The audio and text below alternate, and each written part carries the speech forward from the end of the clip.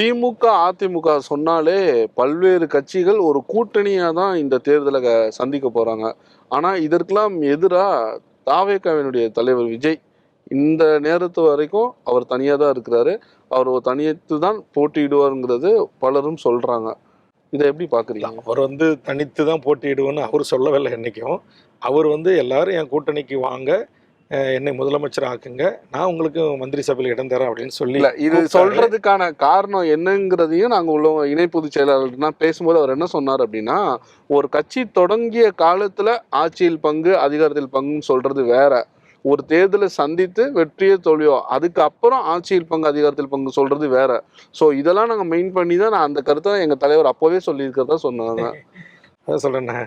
அப்படி அவர்கள் சொல்லியும் கூட இதுவரையில் தமிழ்நாட்டில் இப்போது நான் குறிப்பிட்டது போல தமிழ்நாட்டில் இருக்கிற எந்த திமுக அல்லது அதிமுக தலைமையில் இடம்பெற்றிருக்கிற எந்த ஒரு கூட்டணி கட்சிகளும் அவர்களோடு சென்று அப்படி ஒரு உடன்படிக்கை ஏற்பட்டதாக தங்களை சந்திக்கின்ற இந்த நிமிடம் வரையிலும் செய்திகள் இல்லை.